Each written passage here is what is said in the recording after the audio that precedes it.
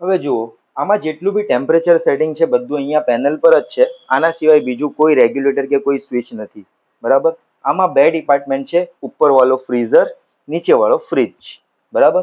હવે આમાં ફ્રીઝરનું ટેમ્પરેચર, આ ઉપરવાળા ડિપાર્ટમેન્ટનું ટેમ્પરેચર સેટિંગ અહીંયાથી થાય છે, લખ્યું છે ફ્રીઝર. બરાબર. ફ્રીઝરનું ટેમ્પરેચર સેટિંગ અહીંયાથી થશે. હવે આમાં -15 એટલે સૌથી લો ફ્રીઝિંગ. -15 માં બી બરફ તો બાજશે જ. સૌથી કઠણ અને ટાઈટ બરફ તમને -23 પર મળશે. ટૂંકમાં તમે જેમ ઉપર જશો તેમ તમને કઠણ અને ટાઈટ બરફ મળશે. બાકી રેગ્યુલરલી લોકો એને -19 પર યુઝ કરે છે ગરમીઓમાં. ઠીક છે. આપણે ફ્રીજની વાત કરીએ, નીચેવાળા ડિપાર્ટમેન્ટની વાત કરીએ. ફ્રીજની અંદર લખ્યું છે અહીંયા ફ્રીજ. ફ્રીજની અંદર 60 એટલે સૌથી લો કુલિંગ. બરાબર.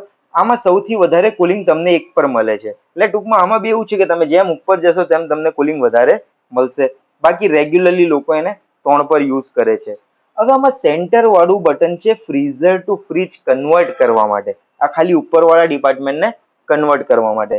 જો આને હું 3 સેકન્ડ લગીને એમ દબાઈને રાખીશ ને, આ -19 પરથી હટીને લાઈટ વચ્ચે આવી ગઈ. એટલે આ ફ્રીઝર હવે નીચે જેવું ફ્રીજ થઈ ગયું. બરાબર. પાછું હું 3 સેકન્ડ લગીને દબાઈને રાખીશ ને તો જેમ હતું તેમ રેગ્યુલર થઈ જશે. બરાબર. હવે જુઓ, આની અંદર આ એક વખત દબાવશું તો ટેમ્પરેચર અપડાઉન થાય છે. આમાં લખ્યું છે પાવર ફ્રીઝિંગ 3 સેકન્ડ. જો ઝડપી બરફ કરવું હોય ને તો આને 3 સેકન્ડ દબાવો એટલે આ ઝડપી બરફ બનવાનું ચાલુ થઈ જશે. આ ઝડપી બરફનો સિમ્બોલ આવી ગયો. બરાબર. નીચે ઝડપી કુલિંગ જોઈતું હોય 3 સેકન્ડ દબાવો, નીચે ઝડપી કુલિંગ ચાલુ થઈ જશે. આ ઝડપી કુલિંગનો સિમ્બોલ આવી ગયો. કેન્સલ કરવું છે 3 સેકન્ડ દબાવો, ઝડપી કુલિંગ કેન્સલ થઈ જશે.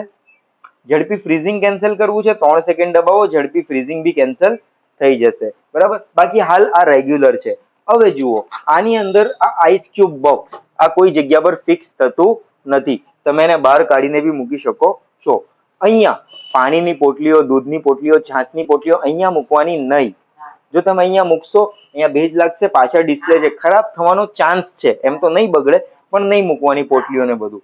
બરાબર. હવે જુઓ, આ ફૂલ પેક છે. કોઈક વાર તમારા ત્યાં પાવર ગયો હોય ને તો 2 થી 3 કલાક લગીને કુલિંગને મેન્ટેન રાખશે, વસ્તુઓને ઓગળવા ન દે. ઠીક છે.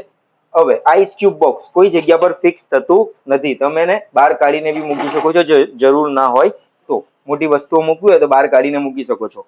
હવે નીચેના ડિપાર્ટમેન્ટમાં તમે તમારા હિસાબે જ બધું વાપરશો. બરાબર. હવે અહીંયા કચરો જવાનો તો આ ગરમ પાણીના કપડાથી સાફ સફાઈ કરી લેવાની. બરાબર. ગ્રીપ ન પકડતી ને તો ગરમ પાણીના કપડાથી સાફ સફાઈ કરી લેવાની. હવે તમે આ દરવાજો વધારે સમય ખુલ્લો ને ખુલ્લો રાખો ને તો અહીંયા સ્વેટિંગનું પાણી આવે એ કોમન પ્રોબ્લેમ છે.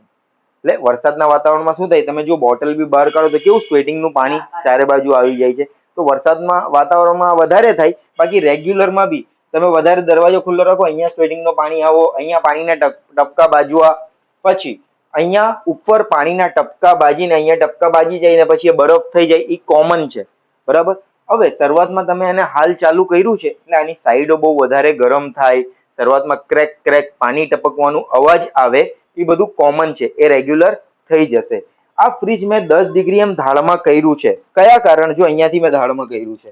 આ લેગ સેટિંગ. આ ડગ હોય ને તો તમે લેગ સેટિંગ અહીંયાથી કરી શકો છો. અહીંયાથી એક અહીંયા આવે આગળની બાજુ, એક અહીંયા પાછળ આવે. ને પાછળ લેગ સેટિંગ આવતું નથી. બરાબર. હવે જો અહીંયાથી ડગ સેટિંગ બી કરી શકાય ને આપણે 10 ડિગ્રી એમ ધારમાં મૂક્યું છે કે આ ડોર ઓટોમેટિક બંધ થઈ જાય. બરાબર. ને આ પાણીના સ્લોપ માટે આપણે ધારમાં કર્યું છે કે પાણી બી બધું ભાપ બનીને ઉડી જાય. પાવરની બચત માટે વારંવાર બંધ ચાલુ કરવાનું નહીં, હંમેશા ચાલુ ને ચાલુ જ રાખવાનું. બરાબર. બાકી હાલ આ આપણે ટેમ્પરેચર સેટ કર્યું છે ને એ રેગ્યુલર છે. ઠીક છે.